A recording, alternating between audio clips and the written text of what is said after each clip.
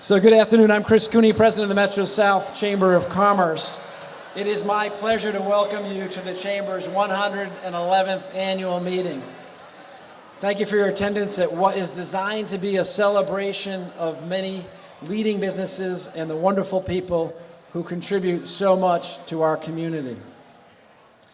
Today we will elect some new board members, hear from a knowledgeable speaker, and recognize several business and community leaders who have contributed their time, positively impacted their communities, and invested their resources to make Brockton and the Metro South region a better place to live and work. It's nice to have a facility of this size right here in Brockton with more than 400 people in attendance and nearly 40 exhibitors. We are delighted to be here today enjoying the hospitality of the hosts at the ATC Multi-Use Center. I want to thank Chef Michael Kane, in particular, Director of Culinary Arts Program here. Michael is both a graduate of the Adult and Teen Challenge Program and an accomplished chef in his own right. I want to thank our key contacts here, Matthew Corbin and Anthony Carew. Most importantly, thank you to the culinary arts students who are serving as waiters today, along with Rich Morgan, our photographer. Let's have a round of applause for all of our servers. Yeah.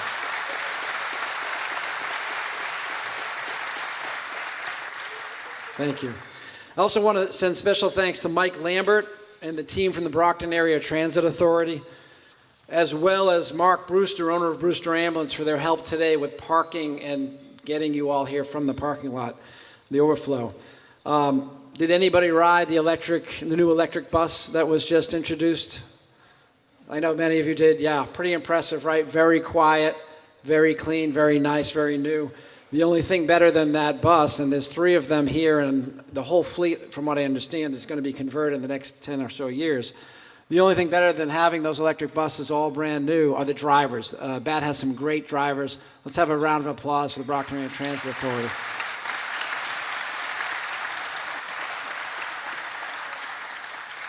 We're happy to see so many business and organizations exhibiting with us here today.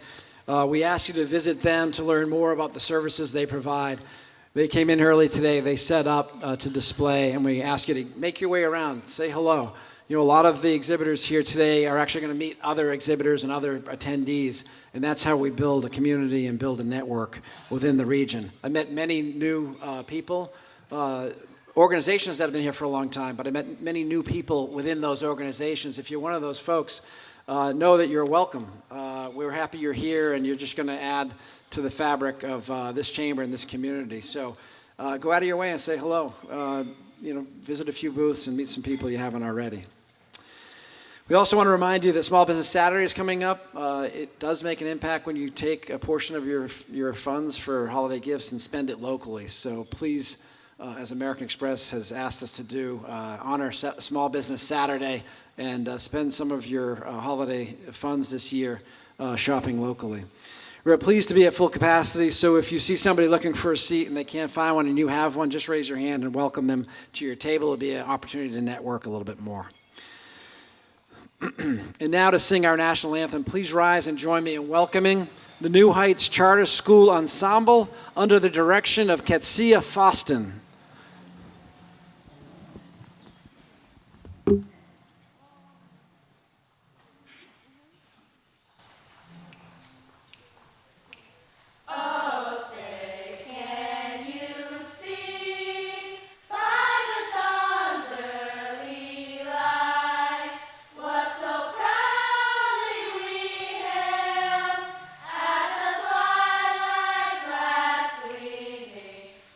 Brushed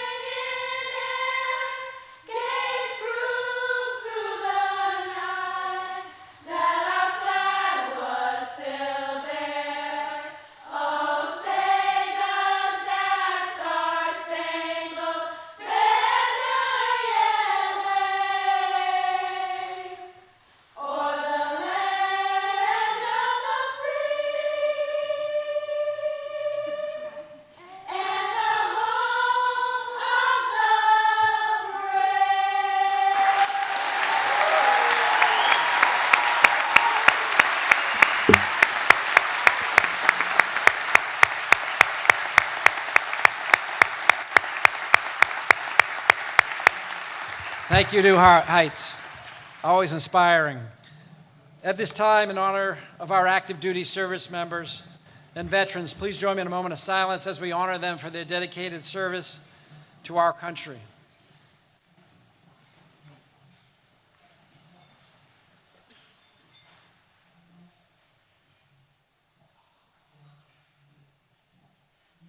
Thank you very much. Thank you.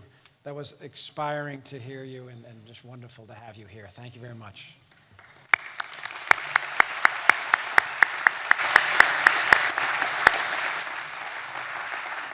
We have a very full agenda, so please continue with your meals throughout the program. We understand you'll be enjoying your lunch while we're conducting business and offering awards and hearing speakers, so please continue on. Now I'd like to thank our largest sponsors for today's event. I ask our sponsors to stand and be recognized. First, our premier sponsor, South Shore Bank. With us is Jim Dunphy, President and CEO, and members of the South Shore Bank team. Let's have a round of applause for South Shore. Thank you. We also have our supporting leading sponsors, UMass Donahue Institute, under the leadership of Johan Uven and John Murray, Director of CareerWorks. Thank you very much for your support. Johan, good to see you. Came in from UMass Amherst today. Thank you. We have our premier expo sponsor, Bridgewater State University. With us today is the president of the university and past chair of our board, Fred Clark, and the BSU team. Thank you. We also have our supporting expo sponsor, the JM Pet Resort team, led by Jenny Mather. Jenny, thank you so much. And finally, we have our wonderful Chamber Pen sponsor, a new sponsor and a new member of the Chamber, and just recently opened their new branch in the city of Brockton over at the Westgate Mall. Rockland Federal Credit Union. With us is Samantha Apostolakis, leading the Rockland Federal Credit Union team. Thank you very much. In addition, we have some elected and appointed officials with us today. Please give us a wave as I announce your name. The Mayor of Brockton, Bob Sullivan. State Senator Mike Brady. City Councilor Moses Rodriguez.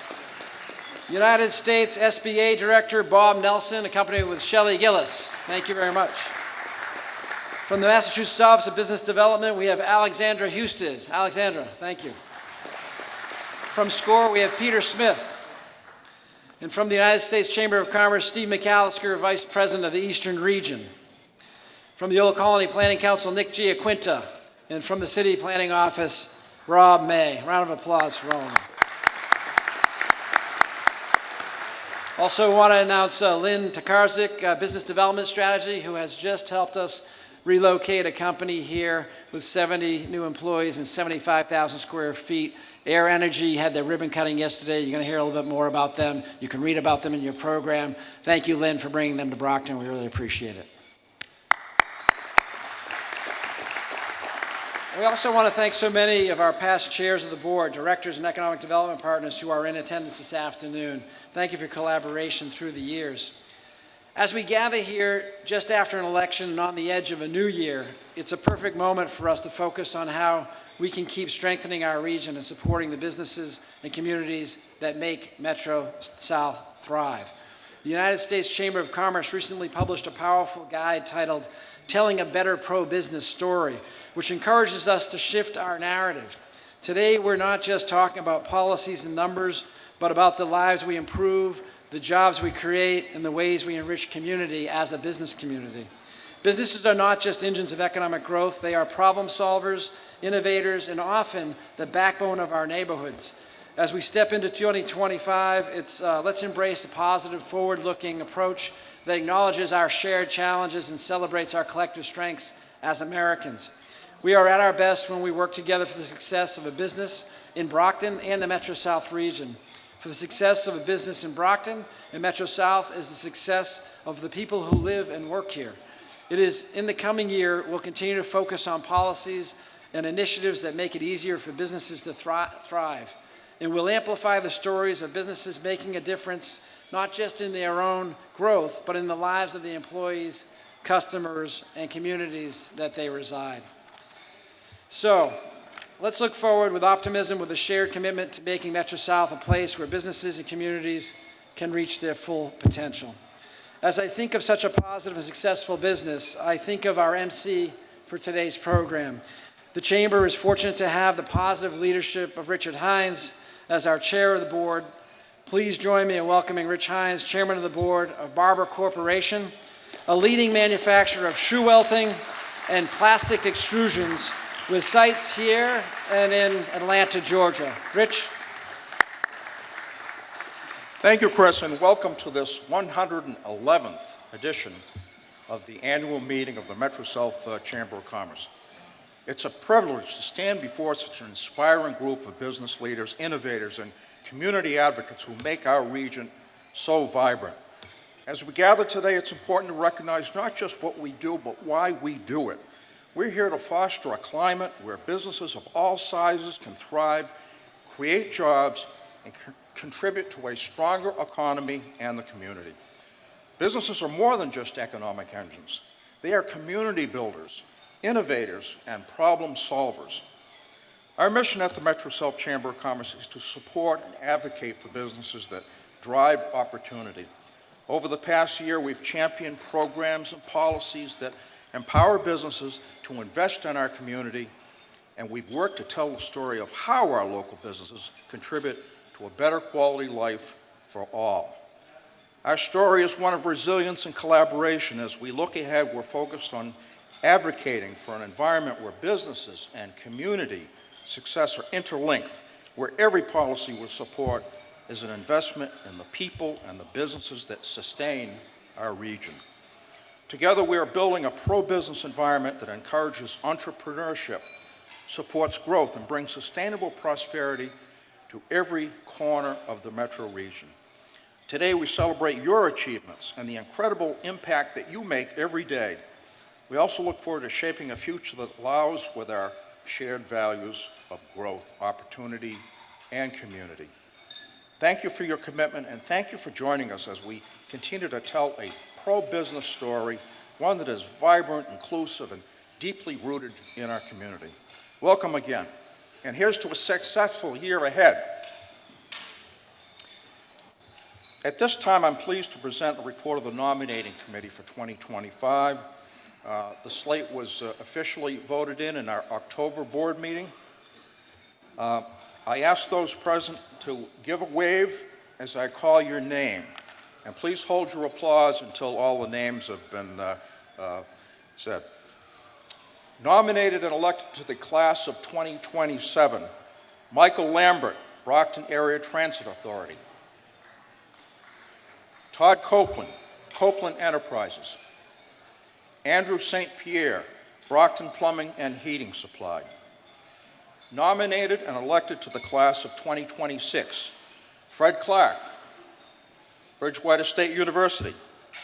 George Spilios, Crown Linen and Uniform Supply.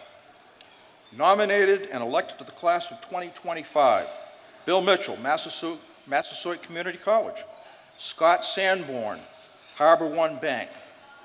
I ask all Metro South board members in attendance to please rise at this time. Please join me for a round of applause for all of their service. Thank you.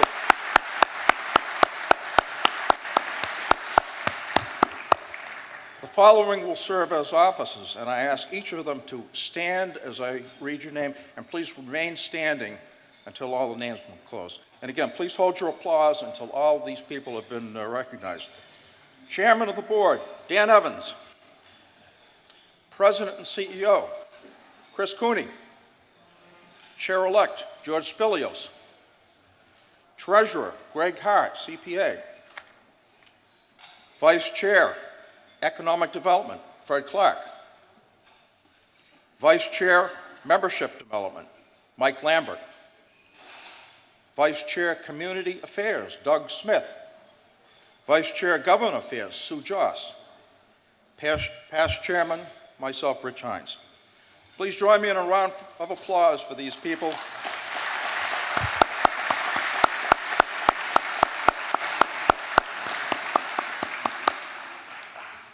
A very special part of our annual meeting is the presentation of recognition awards.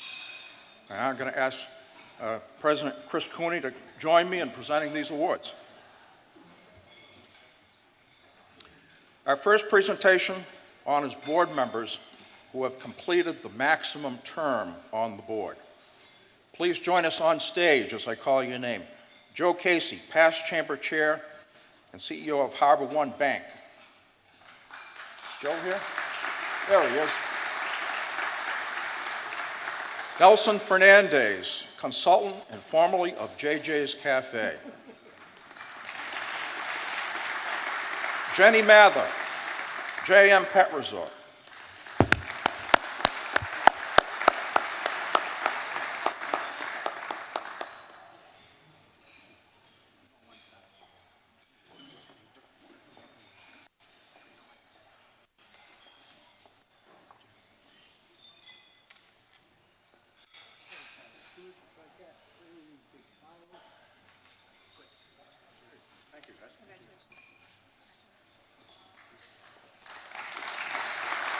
Thank you all for your service. Our next presentation honors those who have earned the 2024 Metro South Economic Impact Award. And today we're going to honor 10 companies who have made significant economic impact in the region, creating jobs and adding to a rich business culture by providing valuable products, resources, and services to help our region grow. Combined, these businesses have invested millions of dollars and added hundreds of jobs. Each award recipient and their accomplishments are detailed in the bulletin that in the program that you received on the table. I ask each recipient, as I call your name, to come forward and remain on stage for a group photo. Metro South Chamber of Commerce is pleased to present Economic Impact Awards to the first group of 5 recipients. Accepting on behalf of Air Energy, Scott Rapatrazone, Egan Development, Stephen Egan, Gianna Restaurant and Bar, Mariana Pereira, Kids and Company, Kelly Joyce, Massasoit Community College, Bill Mitchell. Come on up, everyone.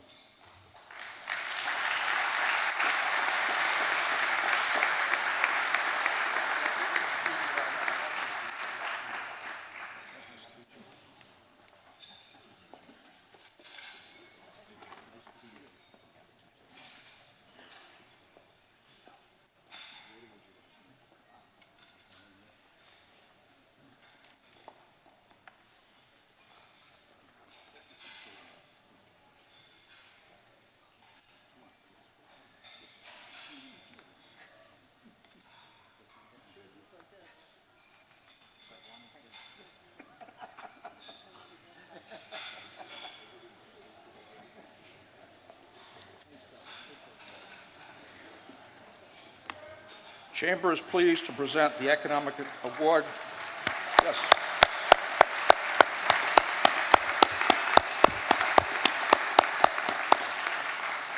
Now we have awards for the next group of 5. Accepting on behalf of Natural Agricultural Products, Gary Leonard, New England Knockouts Baseball, Nick Giaquanto, Salo Bar and Grill, Salo Bar and Grill, Salo Afonesca. Signature Medical, Robert Haffey. Stone Ridge Mutual Properties, Dan DeCoste.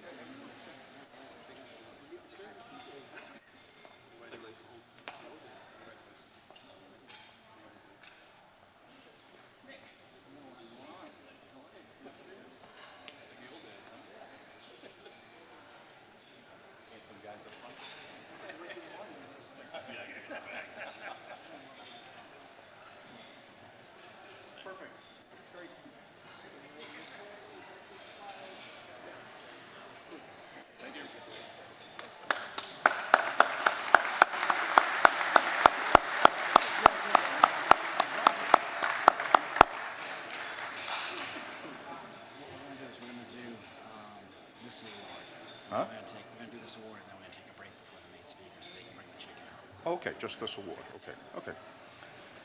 Our final recognition award today is the Charles A. Fuller Memorial Chamber Award.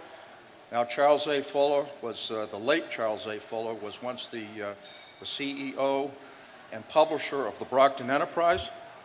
The late Mr. Fuller served as chairman of the board of this organization and was dedicated both to the organization and to the community.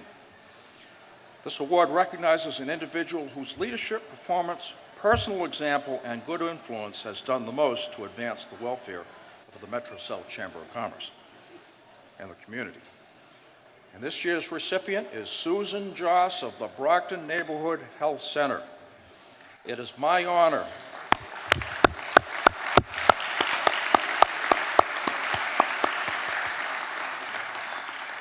It is my distinct honor to present the Charles A. Fuller Chamber and Community Service Award to a leader who embodies the spirit of service and dedication to the community welfare.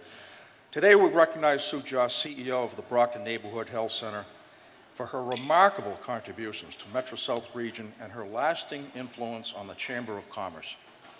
Sue's leadership has transformed the health center into a thriving institution that not only provides essential health care to our community, but also employs 700 individuals, strengthening our local economy and supporting countless families. Her visionary approach has made the health center a vital resource and economic anchor in the region, offering care and support to those who need it most. But Sue's impact goes far beyond her impressive professional achievements. Her performance as a leader, her personal example of integrity and compassion, and her influence have done more than most to advance the welfare of our community and the Metro South Chamber of Commerce. She leads with empathy and a sense of purpose that inspires those around her to reach higher and do more. Her commitment to service has elevated the Chamber, bringing together business leaders and community members in pursuit of a healthier, more prosperous future for all. As a former chairperson of the Chamber and a regular MC at many Chamber programs, Sue has been a powerful advocate and a steady partner to the Chamber, always working toward initiatives that improve our quality of life and foster a strong, resilient community. She exemplifies the values that Charles A. Fuller held dear: dedication, service, and a lasting commitment to the welfare of our region. Now, normally I would be introducing Sue to come up on stage, but unfortunately, Sue is not here. She's at a leadership conference for health centers such as the one that she runs. I think, is Maria with us? Maria Celli. Yes, come on up. I want to introduce Maria Celli. As many of you know, Sue is retiring as CEO of the Brockton Neighborhood Health Center in March. So through a great deal of due diligence, they have selected this fine, smart woman to replace Sue when she retires in March. So I think, welcome and thank you. I'm going to say a few words.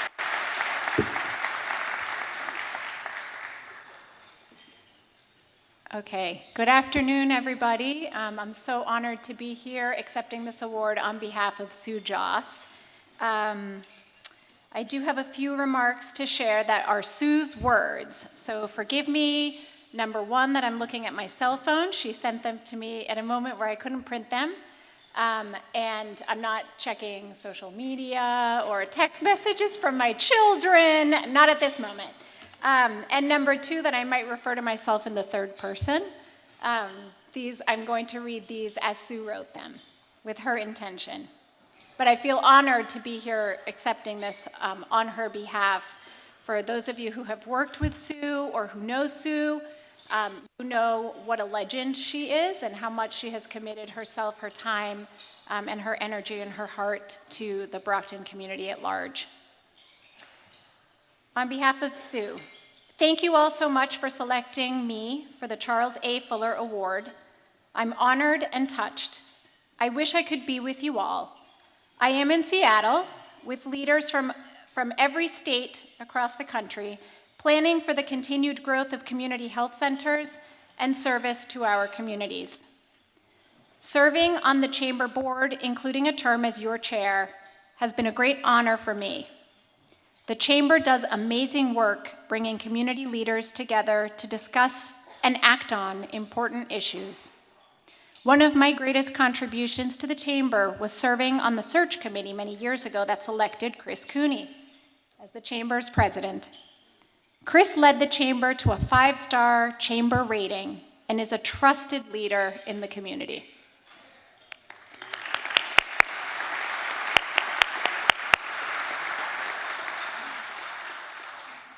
It has been my life's work to lead Brockton Neighborhood Health Center for more than 30 years. As many of you know, we started in a mobile unit with our offices in the Sunday school classrooms at St. Patrick's Church. Since then, we have grown to 3 clinical sites, 3 administrative sites, and a mobile unit. We are caring for the most vulnerable who often face barriers seeking care in other settings. I am so proud of our staff and the work they do. They are so dedicated to our patients. I am especially proud of the leadership team we have built. Their dedication to our patients and to our work will ensure that the amazing work of BNHC continues and grows in the coming years. Maria Celli will be an amazing CEO. We sure hope. When she takes over in March. She is supported by a strong and passionate executive team who are all over here. Dr. Joe Panerio-Langer, Jessica Prince, and Mel Benson, who are amazing. I am deeply humbled to be honored with this prestigious award. Thank you so much.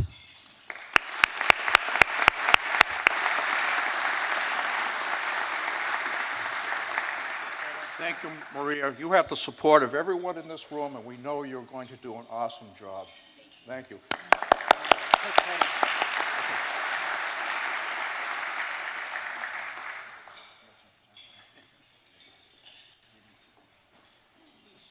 Come on, Rich, hurry up.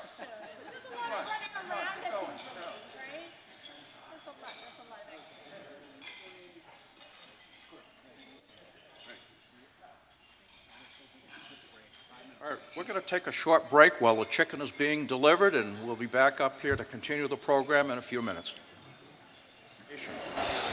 Our keynote speaker is Curtis Dubé, who serves as economist at the United States Chamber of Commerce.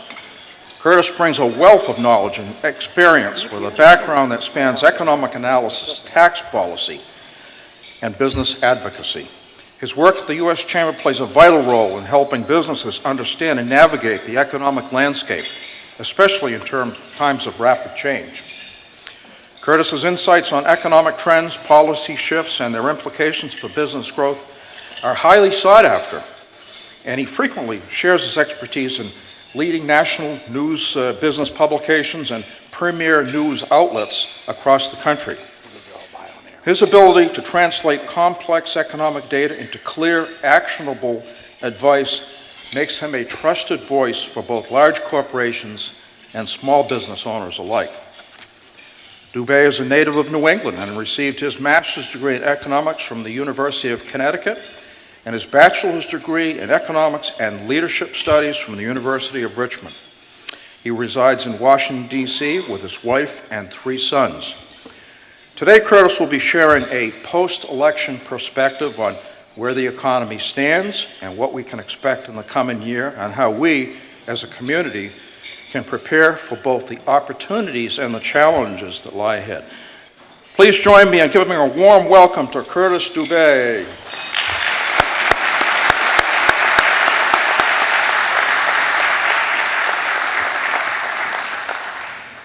Thank you, Rich.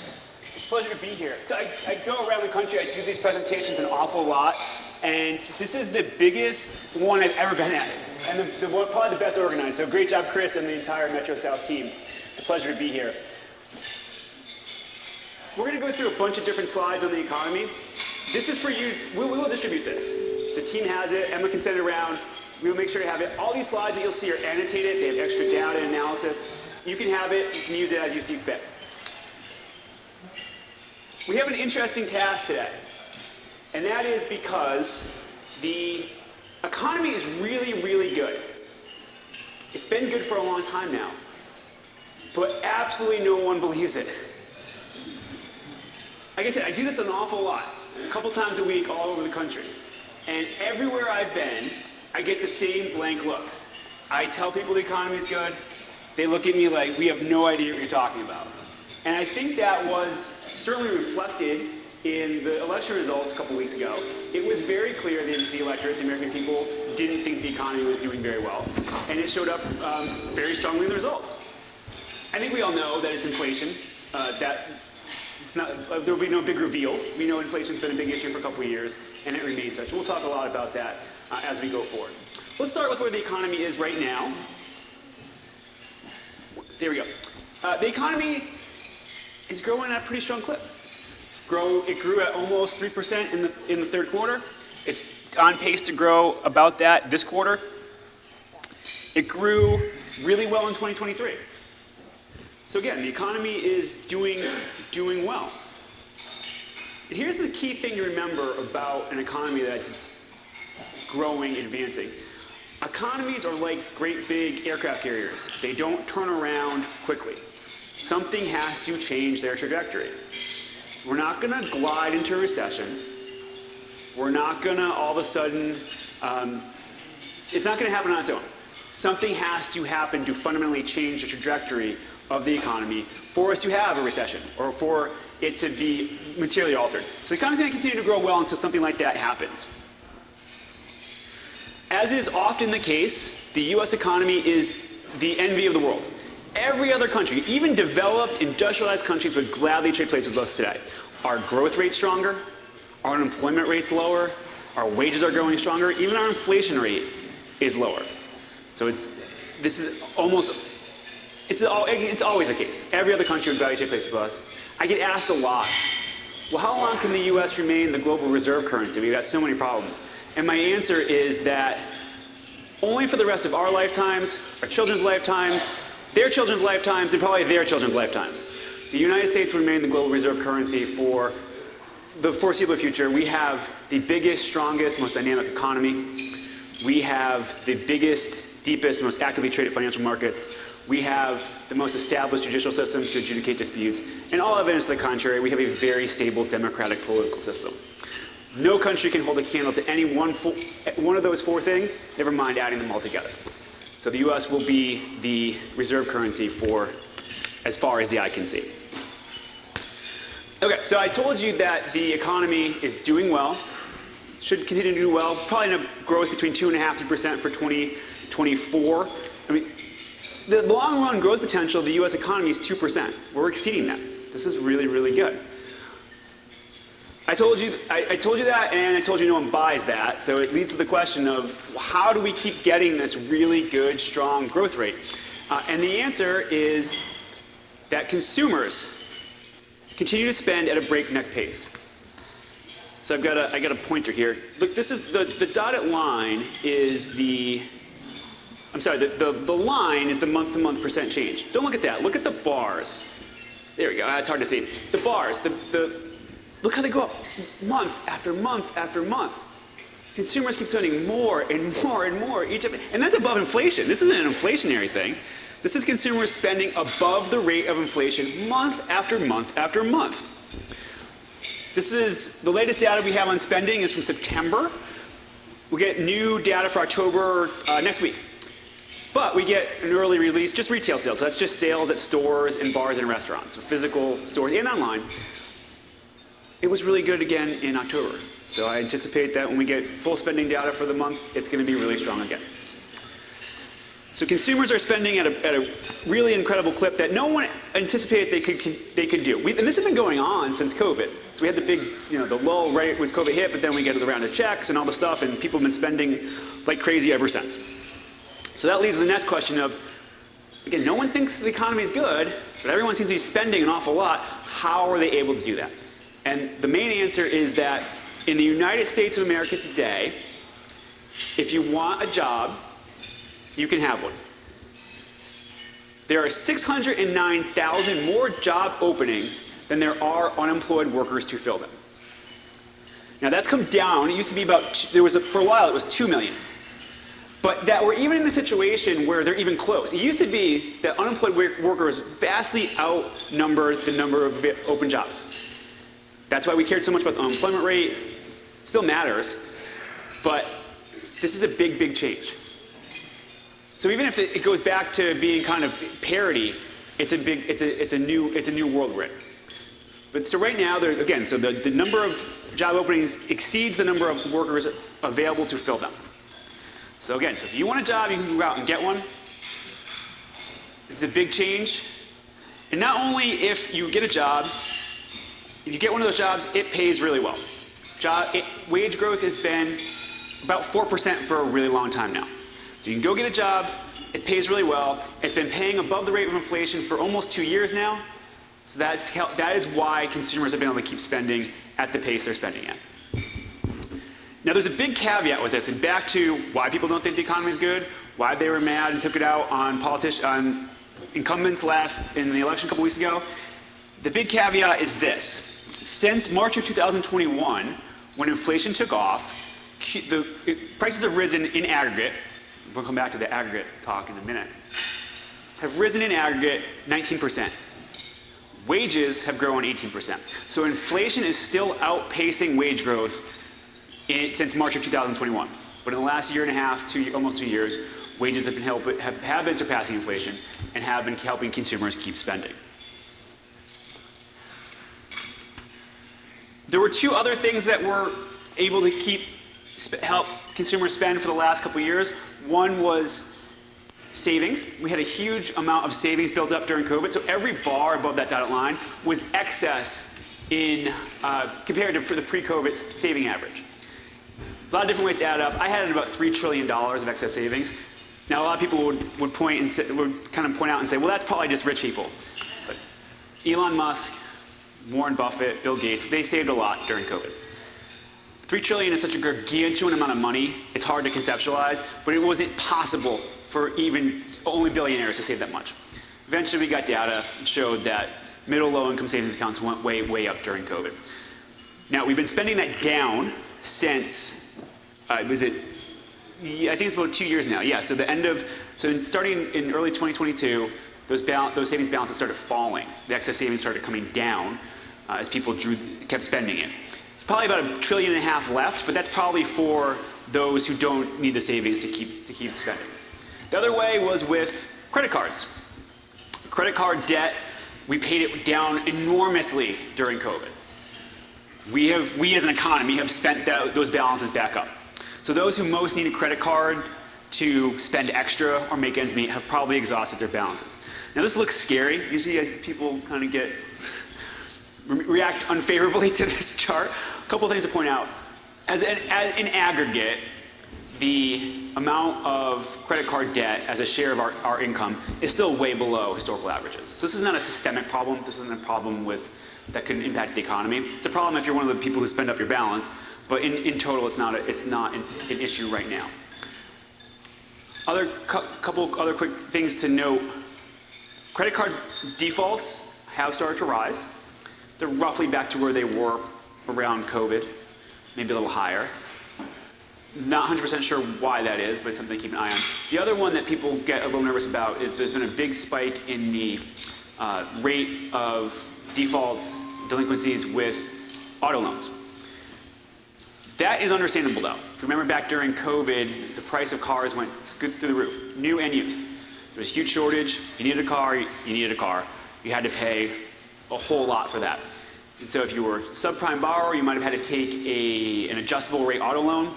You get post-COVID, you overextend it for a car that you had to have, your interest rate's gone up. It kind of makes sense that you see some people getting into trouble with those loans. So that doesn't make me too concerned, but it's something definitely to keep an eye on. So this situation, I call it kind of the virtuous cycle where businesses need workers because we're short of workers. They pay those workers well, and businesses can consumers continue to spend because they have jobs that pay well, can continue as long as we have businesses needing to hire. And that will continue because we have a structural shortage of workers that will exist, again, for the rest of our lifetimes. We have an aging population. Population is growing, but it's aging. I don't think it's too controversial to say, older people work less than younger people. So while the population will grow, the percentage of people working will decline, and that's what you see in this chart. So the dark blue line is the number of people that would be in the labor force if we had the same participation rate we had pre-COVID. The light blue line is the actual number. Leaves us 2 million workers short. We are in this situation because we haven't had enough people. We haven't had enough, the fertility rate has fallen. The easiest way to explain it is doing the generational breakdown. What you want, your demographics, is you want every succeeding generation to be bigger than the one before it. So you want it to look like a reverse pyramid. So start with the baby boomers, which was a very, very big generation. You go to the next generation, Generation X, is smaller than the baby boomers. So that starts the problem. Generation after that is the millennials. Millennials are the biggest generation to date. They are bigger than Generation X. They are bigger than the baby boomers, but not by that much. And then you go forward, I always get this wrong, it's Generation Y, X, Z, whatever the current one is.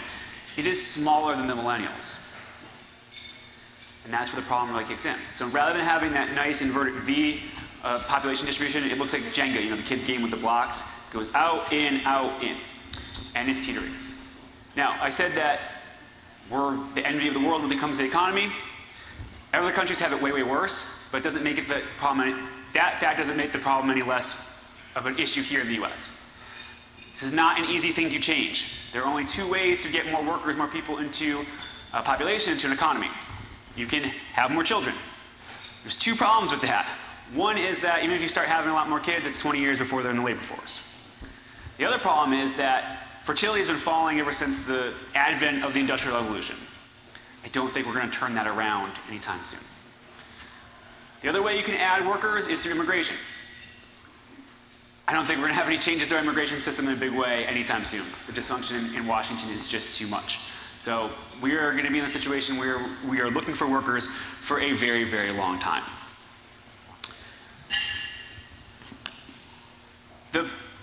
The next issue, though, is, so a lot of you are business owners and you're going to understand this, that, well, how can you keep spending, how can you keep hiring and paying workers more and more? It's going to squeeze my bottom line really strong, and it's going to. But there's one, this is the most important chart we're going to talk about today. Yes, that's true, unless those workers turn out to be incredibly productive. If they produce more than you're paying them, you can keep adding them. And again, we can remain in that virtuous cycle. And this is really, really good news. Productivity in the United States is skyrocketing. It's really, really strong. Again, I keep talking about how we compare to the rest of the world. Another economist pointed this out to me, and I didn't believe him. And so I looked it up, and it's true. So we have our central bank, the Fed. The Europeans have a unified central bank. It's called the European Central Bank. The head of that, her name is Christine Lagarde, and she said not that long ago that productivity in the Eurozone has grown 0.6% since the end of COVID. 0.6%. In the US, it's growing 6%. We are outpacing the other industrialized developed countries tenfold when it comes to productivity. That is really astonishing. Now, I used to talk about this a little differently until last week. They revised the income data. For last year, that dark blue line has been above the light blue line. And so the story was a lot better. Now they revised the income line and it jumped up above the productivity line. So yeah, this helps explain why businesses will tell us that the economy is not doing well when we tell them the macro data is really good. Because those workers are productive, they're helping, but they're still costing more than they're producing. So this is a problem, especially for smaller businesses. But anytime productivity is growing at the rate it's growing here in the United States, that's a sign of a growing dynamic economy, and that's a really, really good thing for the future. Not only have we been doing really well, I'm going to explain why that might be, but this doesn't include AI. This surge in productivity starts before AI was even introduced. And I don't think AI has been integrate it fully into our processes, into our economy. So I think we have room to run when it comes to productivity. So the question is, where does the productivity boom come from? I don't think there's any one answer. I think there's a couple of them. One is that I talked about we're not going to get a fix on immigration, but we've had a surge of immigration lately. We were so short of workers, we needed more workers just to use the stuff that we have to help businesses get back up to pace. We had a surge of legal immigration to catch up after COVID, and of course we had a surge of illegal immigration that has helped when it comes to productivity numbers. The other thing is workers are moving into more productive positions in two ways. One is that a lot of people who were in service jobs during COVID took that period to gain new skills, and now they're moved on to more productive positions.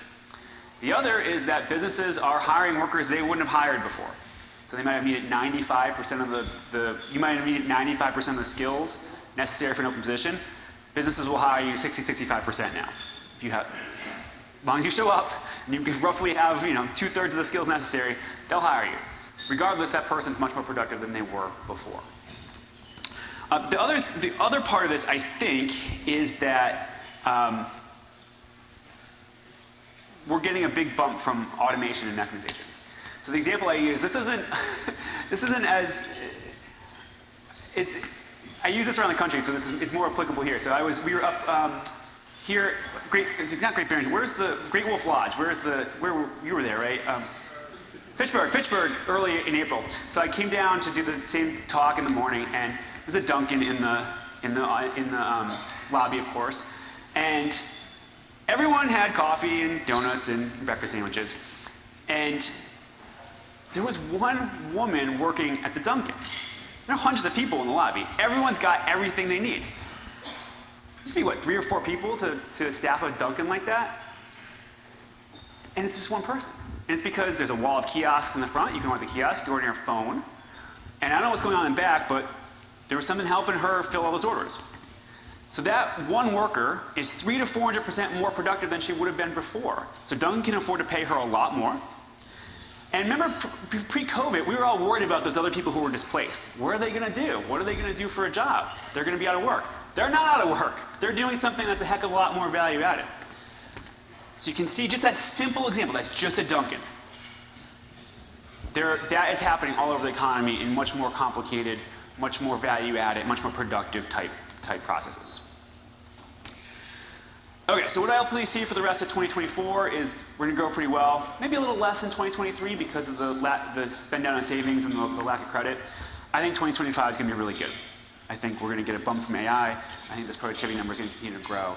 I think we're going to have even stronger growth. Now, there's certainly risks that have arisen. It didn't matter who won. I thought we were going to have, their agendas were going to have elements that were not great for growth.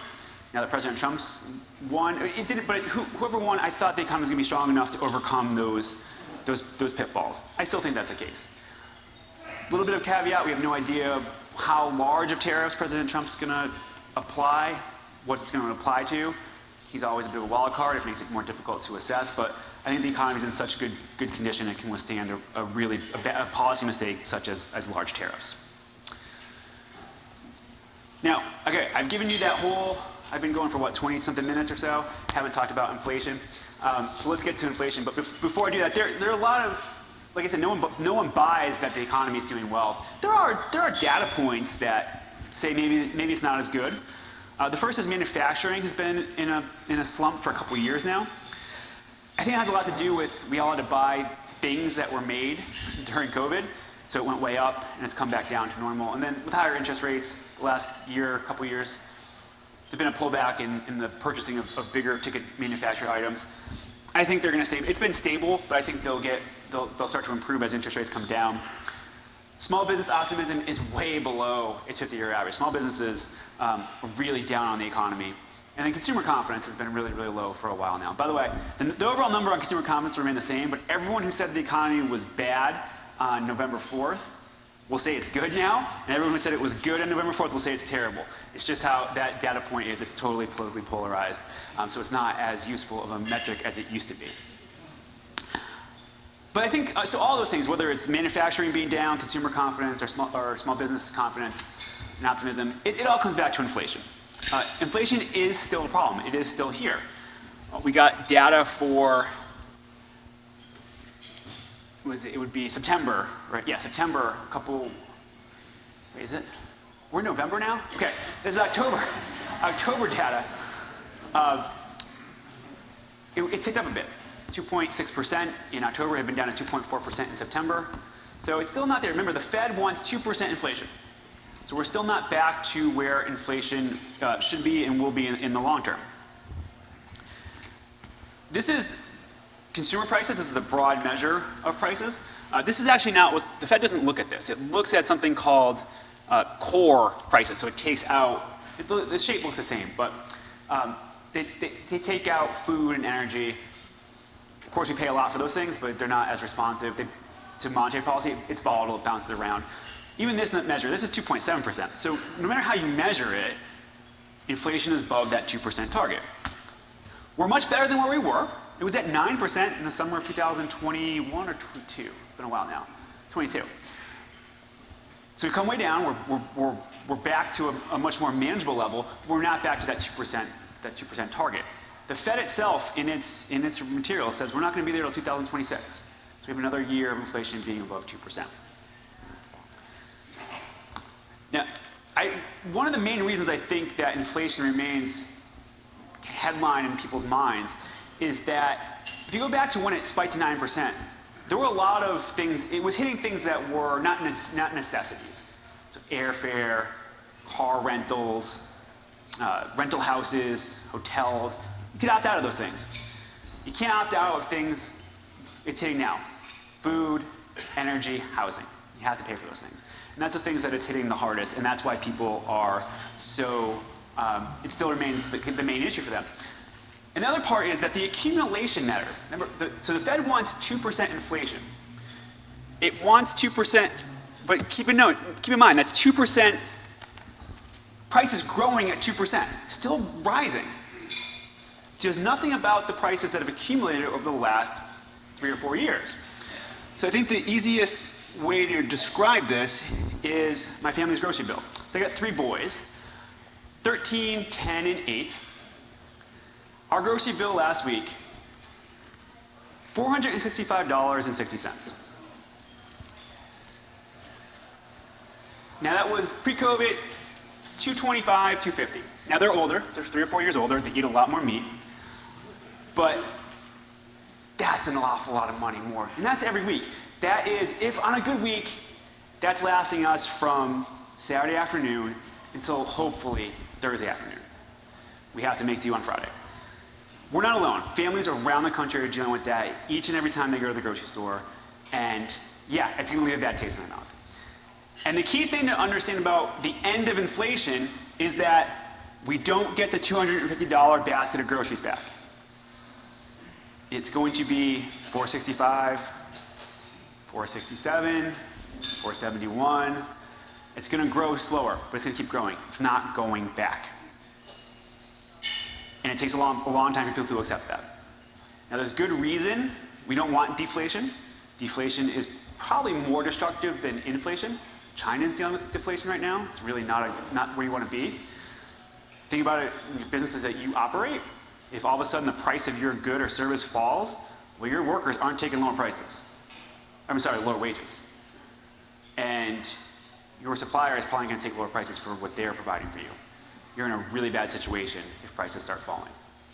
So inflation will mean prices continue to rise at a much lower rate.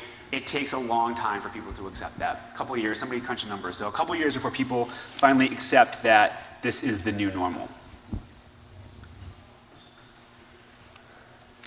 When it comes to the future trajectory of inflation, I think we're on the right track. I think we'll get there. I take the Fed at its word. By the way, there are a lot of economists who will come and read between the lines of what the Fed says. I don't do that.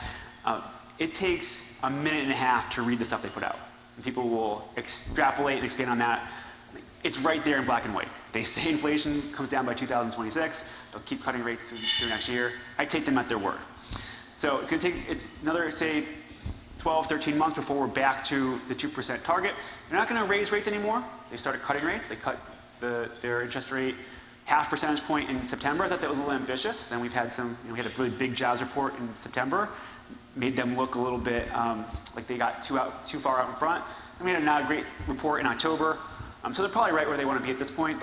And they cut another quarter point 2 weeks ago, and then they'll have probably another cut in December, although Chairman Powell said that maybe they'd have to hold off. Makes sense when the inflation rate kicked up a little bit last month. The Fed their power comes from their credibility, from following through on what they say they're going to do, and for having the impact they say that their policies are going to have. So they have a real big vested interest in getting inflation down without having to raise interest rates again. I don't think they will. I think they'll continue to cut. They might slow down the pace of cuts given the pace of inflation coming down. But I think, again, we're in the right spot, and interest rates should continue to fall through 2025. Okay. In a minute or two left, I just want to touch on a few quick risks. So there's a lot of things that are built into an analysis like this, a lot of things I can't build in. So geopolitical risks, unknown unknowns, things popping up around the globe that we just can't predict. But we know there are some areas that we have to keep an eye on. Russia, Ukraine, if that intensifies, gets worse, or spills over. Middle East, the situation with Israel and Gaza and the West Bank, something to keep an eye on. If China ever invaded Taiwan, that would be really bad for our economy. And again, the unknown unknowns. We also have political risk here in the US. This current Congress has to pass a budget before, I think it's December 20th. So they have to pass a budget to get us into next year. It's been hard to do. I forget what the Republicans' majority is in the House. I think it's going to be somewhat similar next year. So when they have to pass another budget next year, really hard to get through. They have to pass a debt limit increase. Current debt limit expires on January 1st. Treasury can do a whole lot of stuff to extend that out into next year, but that new Congress, it's basically a 50-50 House, is going to be very, very difficult. So that's always something to keep an eye on. Something I haven't discussed, which is a major issue, is the debt. We have an accumulating debt. Nothing will be done on that until, at the very earliest, January of 2029. We have a president-elect who doesn't care. Not to be too political about it, Democrats don't care.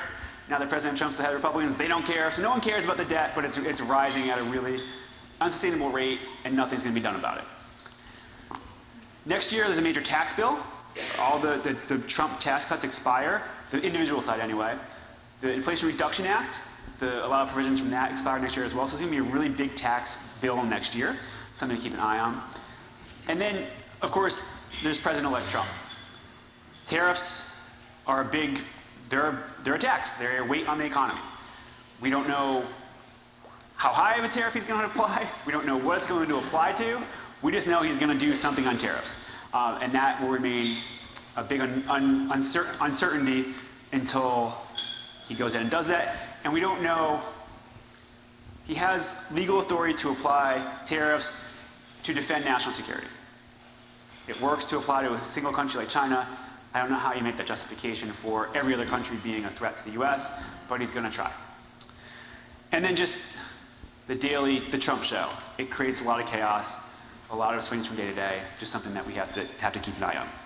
So last thing I will leave you with is, as business owners, it's really time to start thinking about how you're going to deal with the worker shortage I talked about earlier. What are you going to invest in when it comes to automation, mechanization, AI? Because that's really how you're going to have to fill the gaps, because there aren't going to be a lot of new workers coming in to help do that. And then lastly, so a lot of economists will be the types that predict lots of recessions, and they get really famous and make a lot of money if one of the last 15 recessions they predicted actually comes true, and for the cause that they pointed out. I don't do that. But you have to be wary of something happening. Remember I talked about the trajectory of the economy doesn't change unless something happens. Something will happen eventually. I don't know what it is. And again, I'm not going to be the one that throws out a bunch of reasons what it might be. But the last 6 causes of recessions were a global pandemic, a global financial crisis, dot-com bubble bursting, the S&L crisis, higher interest rates sparked by high inflation in the early 80s, and before that, an oil shock. All very different causes of those recessions. Something It won't be one of those things that causes mess. It'll be something else. So there's always something to keep an eye on. Thank you so much. It's been a real pleasure.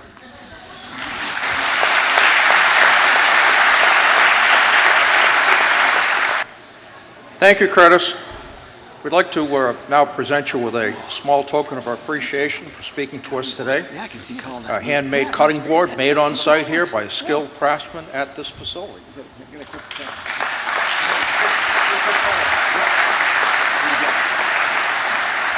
Hold it so we get the line. Yeah.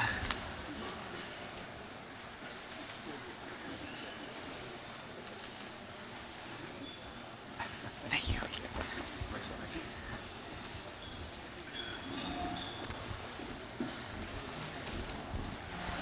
I'm told that a few additional elected officials have joined our meeting today, so I'd like to recognize them at this time. Norfolk Sheriff Peter McDermott, Senator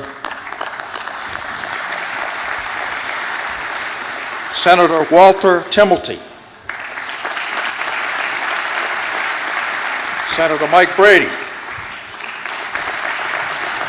and State Representative Allison Sullivan. Thank you all for your participation and support. Okay, now it's my pleasure to welcome our new chairman of the Metro South Board. As I step aside, please join me in welcoming Dan Evans, Evans Machine Company, Chamber's new board.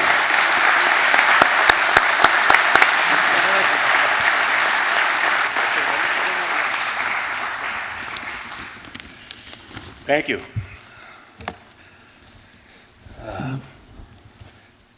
Where am I? Here we go. Thank you, Rich. But before you go, it is my pleasure to recognize your contribution as chair of the Chamber for the past 2 years. Congratulations to you. We appreciate all you've done for the Chamber. As a token of our appreciation, we are pleased to present you with this beautifully handcrafted chair made in Massachusetts and emblazoned with your name and years that you have served as chairperson.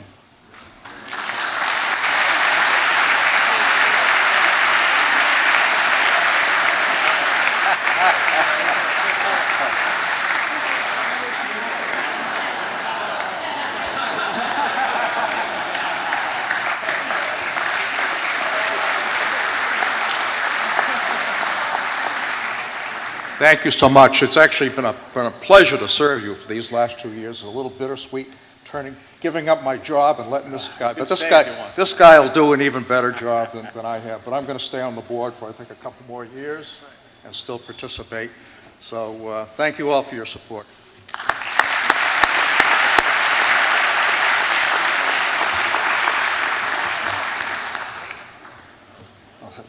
Thank you, Rich. You've done a remarkable job serving as the chair of the board, and you will be a hard act to follow. First, allow me to say how pleased I am to be serving in this capacity as chair of the Chamber Board. It is an honor to stand here as the new chair of the Metro South Chamber of Commerce and add my voice of welcome at this incredible gathering of business leaders, community advocates, and innovators. For those who don't know me, I'm Dan Evans. As stated, I'm born in Brockton on Intervale Street in a nice community formerly known as the Village. I don't know if they still call it the Village, but we moved to Holbrook at a young age, and currently I'm the president and CEO of Evans Machine Company. My family started a business in Holbrook. In their garage. We bounced around 3 different places, small businesses, outgrew them, facilities.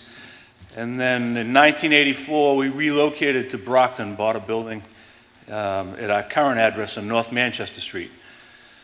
So over the past 57 years, we've grown from those humble beginnings into an advanced precision machine manufacturing operation that serves clients across the United States and around the globe. What began as a small family endeavor has become a significant employer and source of opportunity for many skilled workers in our community. A journey that reflects the power of commitment, resilience, and a strong network.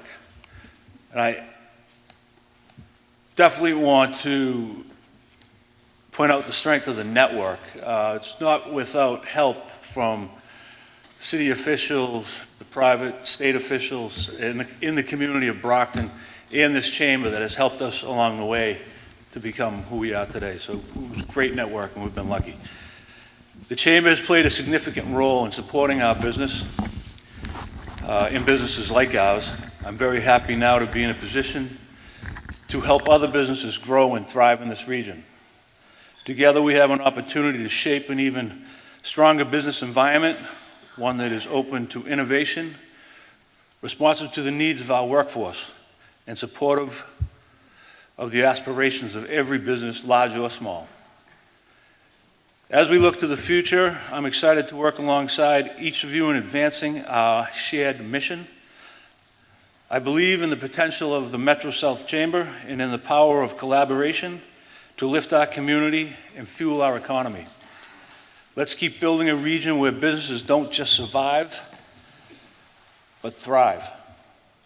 A place where each success story strengthens the fabric of our community. Thank you all for your support and trust. With your help, I look forward to a future filled with growth opportunity and shared success. I would like to thank a few people and organizations that made today's program possible. Again, we had our major sponsors. Did we already talk about that? No. Good airtime. Thank you to our major sponsors: South Shore Bank, UMass Donahue Institute, Bridgewater State University, JM Pet Resort and Veterinary Clinic, and Rockland Federal Credit Union. Thank you to our supporting sponsors: Old Colony Elder Services, Eastern Bank, Northeastern Savings Bank, the Enterprise, SCU Credit Union, and Hub Technical Services. In addition, I want to thank Curtis DeBay, U.S. Chamber of Commerce, Rich Hines, past chair, Chamber Ambassador Team, Rich Morgan, our photographer, Brockton Community Access Channel, New Heights Charter School, Hutchins Flowers, Brewster Ambulance, Brockton Area Transit Authority, Adult and Teen Challenge, and the talented staff who make this all possible: Hannah McGuire, Emma Stratton, Teresa Albin, and Chris Cooney.